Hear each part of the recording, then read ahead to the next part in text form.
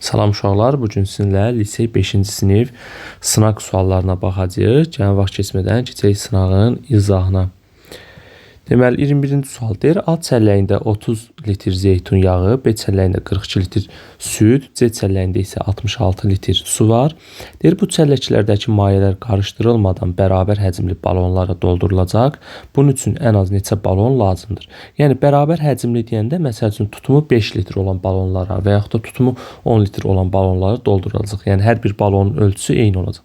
İndi biz burada 30-un vuruqları ayıraq. 30-un vuruqları nə olacaq? 2 vur 3 vur 5. Sonra digər tərəfdən 42-nin vuruqları ayıraq. 6 vur 7 deməkdə. Bu da olacaq 2 vurulsun 3 vurulsun 7. Eləcə də 66 da 6 vur 11-dir. 6 da 2 vur 3-dür. Vurulsun bir də 11 olacaq. Yəni bir sözlə biz 30-un, 42-nin və 66-nın əbobunu tapmalıyıq. Burada da ortaq vuruqlar hər birində 2 vur 3. Yəni 2 vur 3-də neçə eləyir? 6. Deməli əboblar neçə oldu? 6. İndi digər tərəfdən hər biri 6-ya tam bölünəcək. Təbii ki, əboblardırsa tam bölünməlidir. İndi burada deməli həmin balonların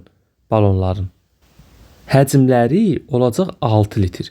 Yəni burada deyir bərabər həcmli balonlar. Həmin o bərabər həcmli balonların tutumu bax olacaq 6 litr. 6 litrdirsə, yəni bu 3 ədədin əbobudursa, onda həmin ədədləri 30-u bölərəm 6-ya, düşəcək neçə dənə? 5 balon. 5 balon yazıram bura. Sonra 42-ni bölürəm 6-ya, düşəcək 7 balon. Sonra 66-nı bölürəm 6-ya, düşəcək neçə? 11 dənə balon lazım olacaq. İndi məndə deyir ki, ən az cəmi neçə balon lazımdır? Bunları cəmləsəm olacaq 5 plus 7 plus 11. Bu da bərabər eləyəcək 23 balona. Yəni doğru cavab olacaq C variantı. Keçək 22-ci suala. Buranı silək. 22-ci sualda bizdən nə istəyir? Deyir ki, ədədinin 3-ə bölünüb, lakin 4-ə bölünməməsi üçün emin ala biləcəyi qiymətlərin cəmini tapın. Deməli, uşaqlar, yəqin ki, biz bilirik 3-ə bölünmə və 4-ə bölünmə əlamət. Rəqəmləri cəmi 3-ə bölünürsə, ədədimiz 3-ə bölünür. Son 2 rəqəmi 4-ə bölünürsə, həmin ədəddə 4-ə bölünəcək. Bu, bizim 3-ə və 4-ə bölünmə əlamətimizdir. İndi gəlin, baxaq bu ədədin rəqəmləri cəminə. Olacaq 1, üstə gəlsin 4, üstə gəl 2, 8, 7, üstə gəl m və üstə gəl 4. Bu cəm bizdə neçə eləyəcək? Olacaq 26, üstə gəlinsin 26, üstə gəlsin m şəklində. İndi biz bu ədədin rəqəmləri cəminin 3-ə bölünməsi üçün m-in yerinə nə yaza bilərik? İndi bizdə cəm 26 oldu da. İndi m-in yerinə hansı qiymətlər yazaq ki, 3-ə tam bölünsün? Məsələn, 26-dan böyük 3-ə bölünən ədəd 27-dir. Deməli, 26-ın üstünə gəlməliyəm 1. Sonra 3-ə bölünən ədəd 30-dur. 30 almaq üçün bunun üzərinə gəlməliyəm 4. Yəni, həmin m-in yerinə 4 yazmalıyam da. Sonra 30-dan böyük 33-dür. Yerinə yazmalıyam, m-in yerinə yazmalıyam 7. Üzərinə 7 gəlməliyəm. Sonra 36-dır. 26-nın üzərinə 10 gəlməliyim. Amma burada m rəqəmi olduğu üçün mən 2 rəqəmli ədəd artıq mən burada ədəd yaza bilmərəm. Rəqəm yazmalıyam. Deməli 1, 4, 7. İndi gəlib burada ədədimizin yerinə 1, 4, 7-ləri yazsaq, 1 yazanda sonu 14 olur. 14 həqiqətən 4-ə bölünmür. Deməli, bu ədəd 4-ə bölünməyəcək 1 yazılanda. Yəni, 1-i götürəcəm. Sonra gəlirəm. Bura 4 yazsaq m-in yerinə olacaq 44. Aha, 44 4-ə bölünür.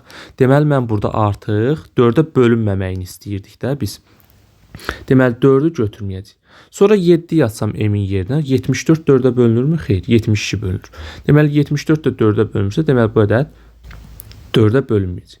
Deməli, mən 7-ni də götürə bilərəm. Deməli, m-in yerinə oldu 1, bir də 7.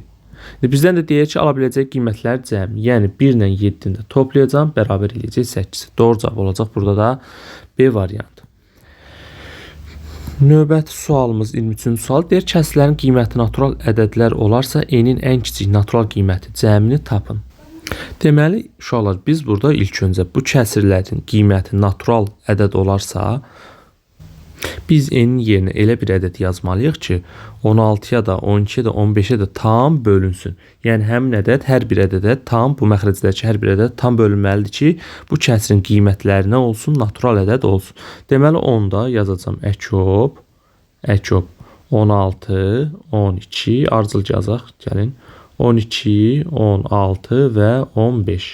Aha, buradan da əkob tapanda bərabər olacaq Əkobda da biz bilirdik ki, birinci ən böyük ədəd götürülür. Bunları ardıcıl yazmamışam.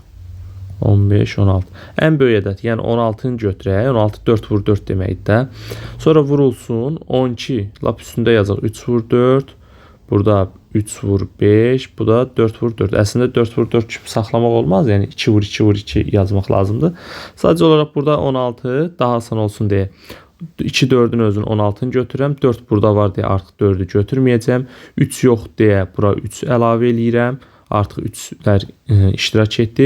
Bir də 5 iştirak eləmir deyə bir dənə də 5 yazıram buradan. Bu da olacaq 16 vur 15 bərabər eləyəcək 240-a. Deməli, həqiqətən biz n-in yerinə 240 yazsaq, n bərabər 240.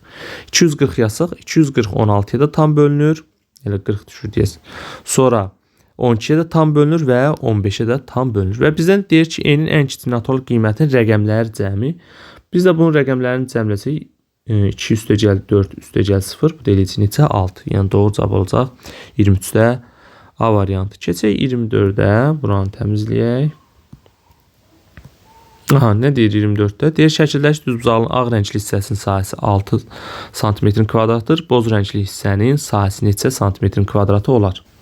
Deməli uşaqlar, biz burada nə edəcəyik? Baxın, hər zaman şəkil veriləndə burada hər hansısa bir sahəni, eni, uzunu tapmağa ehtiyac yox. Şəkil üzərində işləmək lazımdır. Baxın, bax bu ortadan düz xətt çəkirəm. Aha, bir yuxarıda bir hissə alındı, bir də aşağıda bir hissə alındı. Və burada görürük ki, yarım üçbucaqlar var. Həmin o yarım üçbucaqları gəlin belə eləyək. Baxın, bax bu üçbucağı buradan silirəm. Gəlin belə eləyək. Bir dəqiqə. Lap ağ rənglə rəngləyək həmin yerləri. Bu üçbucağı buradan sildim. Aha. Həmin bu yarım üçbucağı buradan niyə sildim? Buradan sildim. İndi mən əlavə eləyəcəm hara? Baxın, bax bu hissəyə. Bu yarım üçbucağın yanına. Buranın da içində qaralayıram. Həmin üçbucağı baxın, bax bura əlavə elədim. Oldu nə? Tam üçbucaq. İndi bura boz rəng. İndi mən qara elədim, fərqi yoxdur. Deməli, indi yuxarıda neçə dənə bərabər üçbucaq oldu? 1, 2, 3, 4 dənə. Və bunlardan ikisi ağda, ikisi qara. Deməli, sayca bir-birinə bərabər oldu. Eynisini aşağıda deliyirəm. Baxın, bax, buranı ağ rəngləyirəm. Bu səfər bu hissəni rəngləyək. Fərqi yoxdur əslində. Bu ağ rənglədiyim hissə, boz hissəni elə bil buradan kəsdim. Gətirib qoyacam digər yarım üçbucağın yanına. Bax, buranı da rəngləyirəm. Və aşağı hissədə də nə yarandı? 1, 2, 3, 4 dənə bir-birinə sahələr bərabər olan üçbucaq. Və bunlardan da ikisi ağdır, daha doğrusu bozdur, ikisi qaradır. Dəyiş dedim, ikisi ağdır, ikisi qaradır. İndi burada qaraları yox deyildi, yoxsa ağlar? Ağ rəngli hissələrin sahəsi 6 idi. Deməli 1, 2, 3, 4 dənə ağ rəngli hissə var və sahəsi 6 oldu. 1, 2, 3, 4 dənə də boz rəngli hissə var. Və biz dedik ki, boz rəngli hissə ilə ağ rəngli hissələr, yəni bu üçbucaqlar nədir? Bir-birlərinə konqruent, yəni bir-birlərinə sahələri bərabərdir. Deməli 4 dənə ağın sahəsi 6-dırsa 4 dənə bozun da sahəsi olmalıdır 6. Yəni doğru cavab burada olacaq C variantı. Keçək 25-ci suala. Deyir, bir ədədin 5-də 4 hissəsini 3 dəfə artırıb, alınan ədəddən 33 çıxsaq 99 alınır. Bu ədədin rəqəmlər cəmini tapın. Deməli, nə deyirsə elə onu eləyirəm. Burada 5-də 4 hissəsi deyir deyə 5-də 4-ə vuracaqdı. Onda mən ədədimi asan olsun deyə x yox, 5x götürüm ki, bunun 5-də 4-ünü də tapmaq asan olsun. Deməli, mənim ədədim oldu 5x. Və bunun 5-də 4 hissəsi. Yazıram 5x vurulsun 5-də 4. Buradan 5-lər ixtisar olur. Qalır nə? 4x. Həmin deyir 5-də 4 hissəsini, yəni 4x də 3 dəfə artırıb. Onda 4x-i da yenidən vuracam nəyə? 3-ə. Bərabər eləyəcək neçə? 12x. Deyir alınan ədəddən, yəni 12x-dan, 12x-dan deyir 33 çıxsaq, neçə qalır? 99. İndi gəlin bunu həll eləyək. Buradan olacaq 12x bərabərdir 33-ü tənliyin digər tərəfinə keçirsək toplama olacaq. Yəni olacaq 99 plus 33 132 eləyir. Buradan da x-i tapsaq, x bərabərdir 132-yi 12-yə bölsək düşəcək 11. Deməli, mənim x-im oldu neçə? 11. İndi mənim ədədim neçə idi? 5x idi. Aparıb yerinə yazsaq olacaq 5 vur 11 bərabər eləyəcək neçəyə? 55-ə. 55-in də rəqəmləri cəmini bizdən soruşur. Təbii ki, 5 ilə 5 toplayanda neçə eləyəcək? 10 eləyəcək. Yəni doğru cavab olacaq C variantı. 26-cı sual. Deməli 26-cı sualda deyir, ədəd oxu xətlərlə bərabər hissələrə bölünmüşdür. Ədəd oxu üzərindəki hərflər müəyyən ədədləri əvəz edir.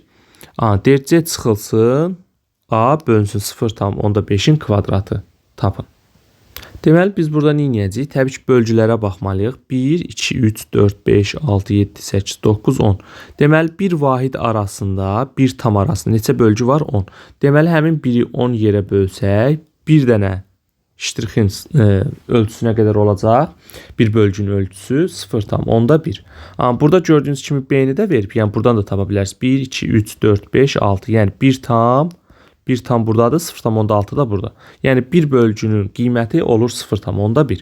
İndi gəlin A ilə C-ni tapaq. Birinci olaraq A-nın qiyməti 1, 2, 3, 4, 5, 6, 7. Düşdü 7-yə və tam hissəsi nədir? 0. Olacaq A bərabər 0,7-yə. Gəlin C-yə baxaq. 1, 2. Yəni düşdü C neçəyə? Üzr istəyirəm. C düşdü neçə? 2-yə. Tam hissəsi nədir? 2. C də olacaq nəyə? 2,2-yə bərabər. Və məndən deyir ki, C çıxılsın A. Yəni 2,2 çıxılsın 0,7 bölünsün 0,5-in kvadrat deyir 0,25. Bu da bərabər olacaq. 2,2-dən 0,7 çıxanda qalacaq 1,5 bölünsün 0,25. Sürət və məxrəci hər birini 100-ə vuraq. Məxrəcdə olacaq 25, sürətdə də olacaq 100-ə vursaq 150. 150-ni də 25-ə böləndə təbii ki düşür neçə? 6. Yəni doğru cavab burada da olur. B variantı. Keçək 27-ci suala. 27-ci sual deyir, bölünən böləndən 7 dəfə çox, bölən də qismətdən 7 dəfə çoxdur. Bölünən qismətdən nə qədər çoxdur? Deməli, burada nə edəcəyik biz uşaqlar? Baxın, bölünən böləndən 7 dəfə çox. Tutaq ki, bölünən, buradan yazıram A bölünsün B bərabər C-yə. Bölünən, birinci bölünən olur da, bölünən, bölən və qismət. Qismət. Bölünən, qismət. İndi deyək ki, bölünən, yəni A, B-dən böləndən 7 dəfə çoxdur. Deməli, A-ya mən 7x desəm, B olacaq neçə? 7 dəfə böyükdür. Onda B-yə sadəcə x yazıram da. Və deyir ki, böləndə qismətdən 7 dəfə çox. Gəlin onda belə yazaq. Başımızı qarışdırmayaq. Əvvəldən, sondan əvvələ gedək. Deyir ki, bölən qismətdən 7 dəfə çoxdur. Bölən, yəni B qismətdən C-dən 7 dəfə çoxdur. Onda mən B-ni 7x götürsəm əgər, 7x götürsəm, onda C-yə nə yazmalıyam? X. Onda deməli, həqiqətən bölən, yəni B qismətdə nə oldu? 7 dəfə böyük oldu. Bu x-sa bu 7x olacaq. İndi digər tərəfdən qayıdıram birinci cümləyə. Deyir, bölünəndə böləndən 7 dəfə çoxdur. Yəni A-da B-dən 7 dəfə çox olmalıdır. İndi B oldu 7x. Bundan 7 dəfə çox olsa A neçə olacaq? 49x. Yəni 7-yə vururam.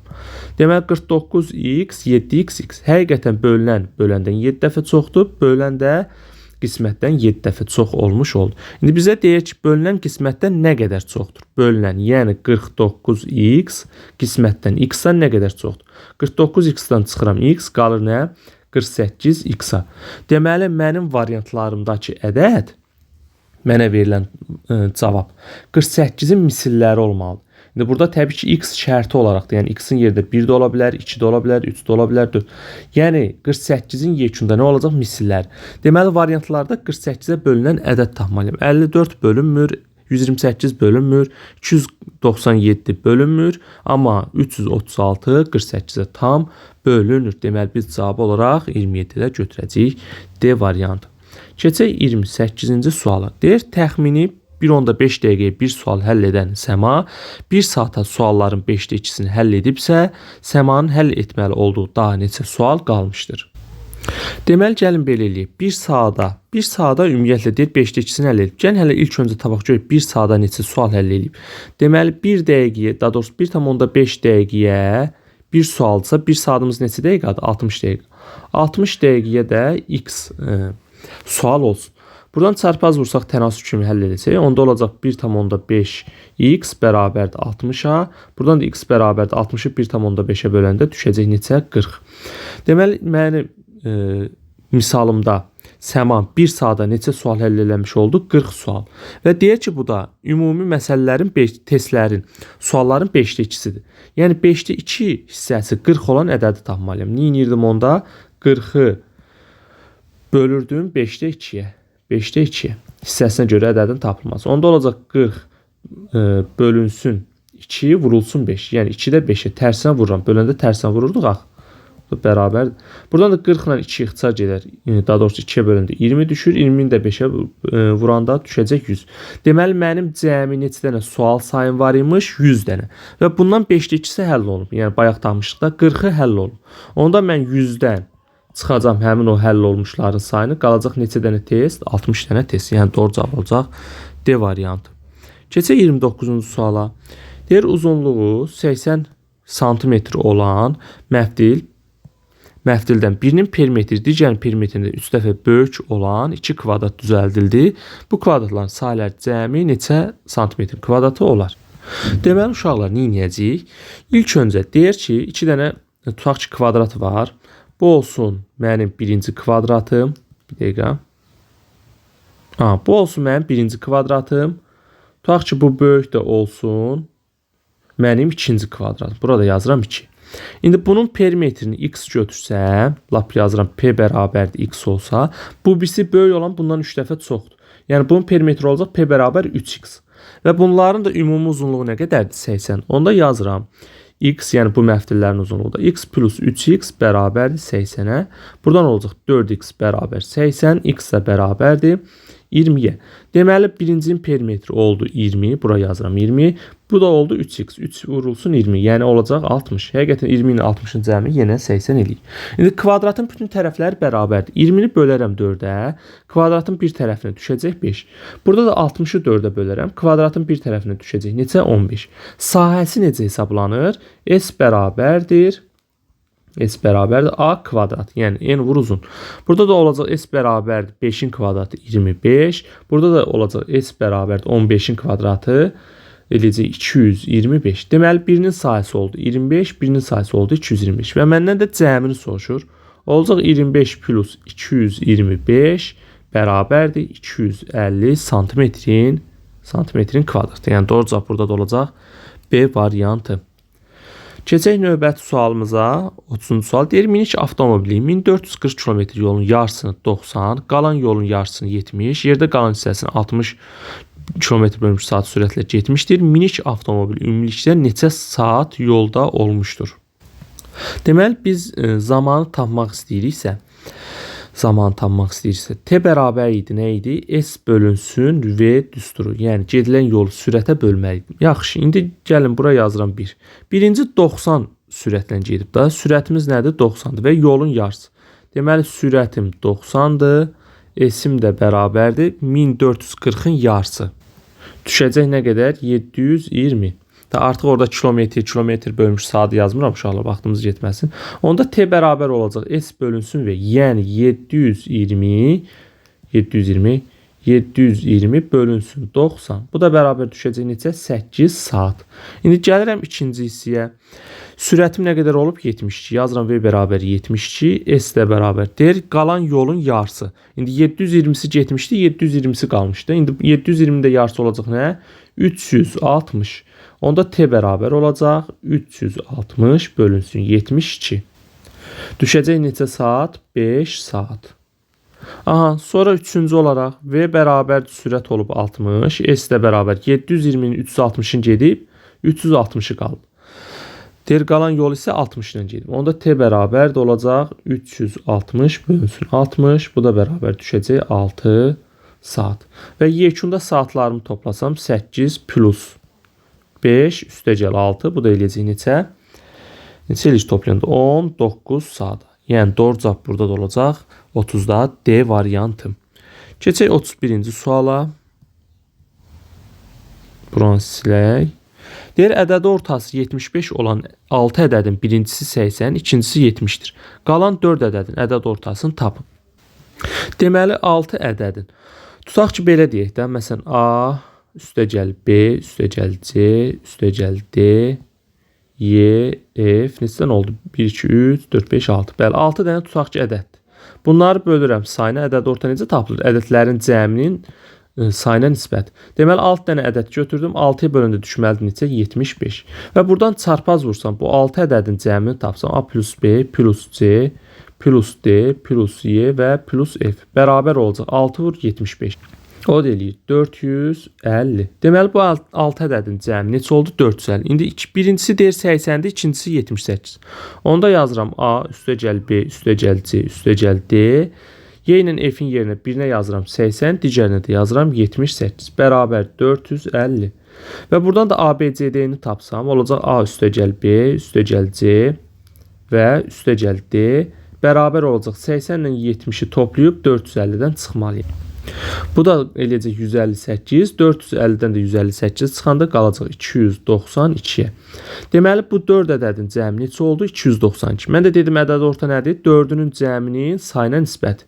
4-ünün cəmi oldu 292, sayı da 4-dür. 292 böləcəm neçəyə? 4-ə. 4-ə də böləndə düşür 73. Deməli bu 4 ədədin, yəni ABCD-nin ədəd ortası oldu 73. Yəni doğru cavab olacaq B variantı. 32-ci sual. Buranı silək.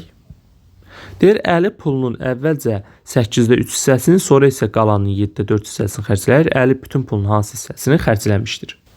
Bu tip məsələlərdə uşaqlar ən yaxşısı buradakı məxrəcin əkobunu tapmaq. 7 ilə 8-in əkobu elə onların hasilidir. Yəni 56 götürəcəm. Tutaq ki 56 manat pulu var. Və yaxud da 56x da deyə bilərsiniz. Fərq eləməz burada. Deməli 56-ın 8-də 3-ü olacaq 56 vurulsun 8-də 3. Bu da eləyəcək ixtisar gedəcək qalacaq 7. 7-də 3-dən neçə eləyir? 21. Deməli əvvəlcə 21 manat xərcləyib. Sonra isə qalan pulun. İndi 21 xərclənib deyə 56-dan çıxacam 21. Qalacaq neçə? 35. Sonra isə qalanının deyir 7-də 4-ü. Yəni 35 manatın 7-də 4-ünü xərcləsəm 7-də 4. Vuracam 7-də 4. Buradan ixtisar gedir. 35 7-yə bölündü. Qalacaq 5. 5 dəfə 4 neçə eləyir? 20 eləyir. Deməli sonra da nə qədər xərcləyib? 20 manat. Əvvəlcə 20 manat, indi daha doğrusu 21 manat, indi 20 manat. 21 üstə gəlsin 20 bərabərdir 41 manat. Deməli mənim 56 manat pulumdan nə qədərini xərcləmişəm? 41-ni. Yəni olacaq 56-da 41 hissəsi xərclənmiş olacaq. Yəni doğru cavab olacaq burada da C variantı 32-ci sualda. Buranı təmizləyirəm. Keçirəm 33-cü suala. Deyir, düzbucaqlı paralelpiped formalı boş akvarium su ilə tam doldurulmalıdır. 1 desimetr 1 litr su tutduğuna görə akvariumun tam dolması üçün neçə litr su lazımdır? Deməli ilk öncə mən desimetrə çevirim, sonra sahəsini tapım. Məncə ən yaxşısı elə olar. Onda 14 santimetr desimetrə çevirsək 1 desimetr biz bilirik ki 10 santimetrdir. Onda olacaq 14 santimetr bərabərdir 14 bölünsün 10 bərabər edəcək 1,4 desimetr. Sonra 12 santimetr elə birbaşa bölürəm 10-a düşəcək nə? 1,2 desimetrə və 6 santimetrdə 10-a bölsəm düşəcək 0,6 desimetr. Və bizdən də həcmini tapmaq tələb olunur. Yəni həcmini tapmalıyıq. Olacaq 0,6 vurulsun. N vur uzun vur hündürlükdə, yəni V bərabər A, B, C-də də biz həcmin tapılmasını artıq bilirik paralelpipeddə. Bu da eləyəcək 1,2. Bir də vurulsun uzunluğu da nə qədərdir? 1,4. Bu da bərabərdir hasil eləyəcək 1,8 desimetrin kubu. 1,8 desimetrin kubu. İndi 1 desimetrin kubu nə qədər su tuturdu? 1 litr. Onda 1,8 desimetrin kubu da olacaq 1,8 vurulsun 1. Bu da eləyəcək neçə? Elə 1,8 litr su. Yəni doğru cavab burada da olacaq A variantı. Bəli, A variantı. Keçək 34-cü suala. Görək bizdə nə istəyir? Buranı təmizləyək. Deyir, onluqlar mərtəbəsindəki rəqəmi təkliklər mərtəbəsində dilim dolaşdı. Təkliklər mərtəbəsindəki rəqəmdən 2 dəfə böyük olan 2 rəqəmli natural ədədlər üçün aşağıdakılardan hansı hər zaman doğrudur? Deməli uşaqlar, gəlin bir-iki nümunə götürək, məncə bəs eləyir. Məsəl üçün tutaq ki 42. Həqiqətən onluqlar mərtəbəsindəki ədəd təkliklərdən 2 dəfə böyükdür. 42 2-yə bölünür, bəli. 3-ə də bölünür, 6-ya da bölünür, 9-a bölünmür. Deməli 9-a bölünmə əlaməti getdi. Sonra götürəm məsəl üçün 63. Həqiqətən onluqlar təkliklərdən 2 dəfə böyükdür. Yəni 6 3-dən 2 dəfə böyükdür. 63 2-yə bölünürmü? Xeyr. Sonra 63 6-ya bölünürmü? Xeyr, 63 amma 3-ə bölünür. Yəni bütün variantlar zaten səhv çıxdı. Bir dənə yeganə qaldı. Hansı variant? B variant. Təbii ki, yenə nümunələr 1-2 nümunədə götürüb yoxlaya bilərsiniz. Asanlıqla görərsiniz ki, 3-ə tam bölünür. Bunu riyazi yolla yazmaq da olar. Yəni AB üstü xətt. Yəni bu qədər dərinə düşmək məncə ehtiyac deyil. Yəni imtahan ərəfəsində şagird testi yazarkən ona vaxt lazımdır, nəinki riyazi yol. Amma təbii ki, riyazi yolda bilmək vacibdir. Bəzən elə misallar olur ki, sən onu mütləq şəkildə riyazi yolla yazmalısan. 35-ci sual deyir, A və B natural ədədlərdir. A kiçikdir B-dən. Əkob AB 23 olarsa 2B plus 3A nəyə bərabərdir? Deməli, uşaqlar, mən burada yazıram əkob AB bərabərdir 23-ə. Və bizdə bu şərti niyə verib? Əkob AB 23-dürsə, bunlar hər biri 23-də ola bilər. Çünki əkob 23, 23-ün də əkobu 23-dür və yaxud da əkob 1-lə 23-ün də əkobu 23-dür. Çünki 23-ün özü sadə ədəddir. İndi bizdə şərt olaraq verib A kiçikdir B-dən. Yəni hər ikisində 23 olma ehtimalı yoxdur. Deməli A-mız 1 olmalıdır, B-miz də 23. Onda gətirib yerinə yazıb həll eləsək, olacaq 2 vurulsun B, yəni 23. A-mız da 1 idi. Üstə gəlsin 3 vurulsun 1. Bu da bərabər eləyəcək 46 plus yox, daha doğrusu 46, hə, 26 yazdım. 46 plus 3, bu da bərabər eləyəcək. Neçə? 49. Yəni doğru cavab olacaq. Burada da C variantı. Yəni bizdə şərti ona görə veriblər ki, hər ikisini 23 götürməyək. Deməli, uşaqlar, biz burada 36-da, yəni 60-a yenə bölündük, qalıqda 4 qalması üçün. Yəni 60-dan çıxmalıyam neçə? 4. Qalacaq neçə? 56. Deməli, mənim böldüyüm ədədlər 56-ya tam bölünməlidir və qalıqda burada 4 qalmalıdır. Deməli, 56-nın bölənləri və qalıq 4-dürsə, 4-dən kiçik ədədləri götürməyəcəm. Həm 56-nın bölənləri olmalıdır, həm də qalıq 4 olduğu üçün 4-dən kiçik olmalı deyil. Yəni, hamısı böyük olmalı. Deməli, 56-nın bölənləri ilə 56-nın özü, sonra 28, sonra 14, sonra 7 ola bilər. Sonra 7 vur 8-də 8 də ola bilər. 4-dən böyükləri ancaq götürəcəm. Yenə deyirəm. Sonra başqa, yəni 2 ilə 1 də var təbii ki, 56-nın bölənləri. Amma biz 60-ı 2 ilə 1-ə böləndə artıq qalıqda 4 ala bilməyəcəyik. 4 qalıqdan kiçik olmaz. Deməli, oldu ancaq bu ədədlər. Olacaq 56 plus 28 plus 14 plus 7 plus 8. Bu da bərabər deyiləcək 113. Yəni doğru cavab burada da olacaq. B variantı 36-cı sualda. Buranı silək. 37-ci sual. Onluq kəsirlərə aid. Kəsirlərə aid bölmə əməlidir. Həm onluq kəsir var, həm adi kəsir şəklində veriblər. Yaxşı, belə eləyək. Yəni bu şəkildə yazaq. Burada ən yaxşı üsul böləndə, burada vergüllərin hər birini böləndə. Biz dedik ki, natural ədəd çevirmək lazımdır. Deməli, məxrəclərin hər birini natural ədəd çevirsək. Deməli, 9-dan birinci baxaq buna. 0,13-də 91. Məxrəci natural ədəd çevirmək üçün 100-ə vurmalıyım da. Yəni, vergülü 2 vahid sağa çəkməliyim. Olacaq 13. Eynisini yuxarıda da eləməliyim. 2 vahid sağa çəkəndə və yaxud da 100-ə vuranda 9,1 eləyəcək 910. Sonra çıxılsın. Eynisini burada da eləyirəm. 27-də vergülü 2 vahid sağa çəkirəm, olacaq 27. 8,1-də də 100-ə vursam, yəni 2 vahid sağa çəksəm, olacaq 810. Üstə gəlsin, sonra bir də sonuncu kəsirimizə baxaq.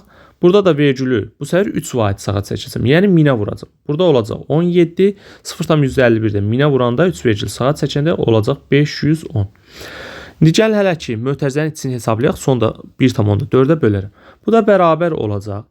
91 13-ə tam bölünür. Yəni düşür 7, burada bir sıfırda artırsaq olacaq 70.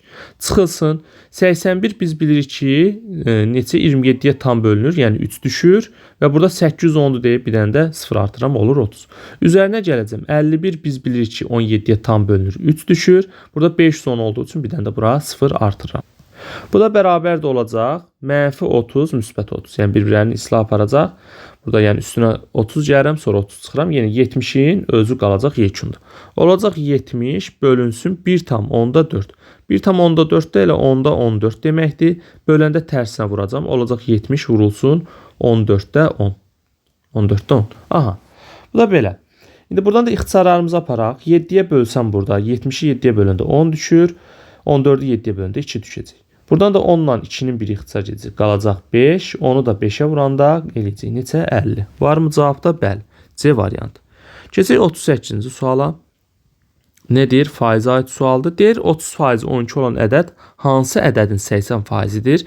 Deməli 30% 12 olan ədəd, onda 12-ni vuracam. Faizinə görə ədəd tapanda ədədi 100-ə vurub, faizi göstərən ədədə bölürəm. Yəni 30-a. Buradan da 0-ın biri ixtisar edəcək. 12-yi də 3-ə bölündə qalır 4. 4-ü də 10-a vursam düşəcək neçə? 40. Deməli 40-ın 30%-i 12 eləyirmiş. İndi deyir 40 ədədi hansı ədədin 80%-idir? İndi 40 ədəd hansı ədədin 80%-idir? Yəni 80%-i 40 olan ədəd. Bu səfər 40-ı yenə 100-ə vurub 80-ə bölməliyəm. Buradan yenə ixtisar gedir. 48-ə bölündə 5, 5-i də ona vuranda eləyəcək neçə? 50. Yəni doğru cavab olacaq burada da D variantı. Və yaxud da belə də tapa bilərsiniz. 40-80% isə yazarsan 40-80%. Onda həmin ədədim x-də olacaq 100%. Buradan yenə çarpaz vurub tapsaz, düz mütənasiblə yenə ədədimizi 50 tapmış olarsınız. Buranı silək, keçək 39-cu və 40-cı suallar. 2 sualımız qalıb. Deyir, qonşu bucaqlardan biri digərinin 5-də 4 hissəsini təşkil edir. Bu bucaqlar arasındakı fərq neçə dərəcədir? Deməli, biz bilirik ki, qonşu bucaqların cəmi nədir? 180 dərəcədir. İndi tutaq ki, biri 5-də 4 hissəsi, biri 5x-dırsa, bunu da 5-də 4-ü eləyəcək. 5-ə bölüb 4-ə vurmalıyım. Bu da eləyəcək neçə? 4x. Deməli, biri 5x-dırsa, biri də o birisinin 5-də 4-ü, yəni 4x olacaq. Bunların cəmi bizdə nəyi verməlidir? 5x plus 4x, bu açıq bucaqda 180 dərəcə. 180-ə bərabərdir. Buradan olacaq 9x bərabər 180 dərəcə. X də bərabərdir 20 dərəcə. Uşaqlar, birdən deyərsiniz ki, müəllim, niyə birini 5x götürdünüz? Yəni 5-in 5-də 4-ünü tapmaq daha asandır. Burada x tapıb bunun 5-də 4-ünü tapsam olacaq 5-də 4x kəsrlə alınır. Əgər kəsrlə alınmaması üçün, yəni daha asan hesablanması üçün ona görə çalışın 5x götürün. Yəni buradakının məxrəci tam bölünsün deyil. Deməli 180 də 9-a bölündə nə düşdü? 20 dərəcə. Aparıb yerinə yazsın. 5 vur 20 eləyəcək 100 dərəcə. 4 vur 20 eləyəcək 80 dərəcə. Həqiqətən 80, 100, yenə 180 eləyir. Deyir, indi bu bucaqlar arasındakı fərq. Yəni 100 ilə 80 arasındakı fərq 100 çıxılsın 80 qalacaq neçə dərəcə? 20 dərəcə. Yəni doğru cavab olacaq A variantı. Keçək sonuncu sualımıza. Deyir, hesablayın. Yaxşı, birinci ən içəridəki mötərizədən başlayaq. Gəlin, bax, buranı hesablayaq. İşarələdim. 2-də 1 çıxılsın 3-də 1. Ortaq məxrəc eləsək, eləyəcək nə? 6-da 3 çıxılsın 2. Bu da eləyəcək nə? 6-da 1. Deməli, içəridəki hesablama bizə nə verdi? 6-da 1. Və burada bu hesablama oldu 6-da 1 və yekunda çöldə nə edir? Bölür 1/3-də 1-ə. 1/3-də 1 də nə deməkdir?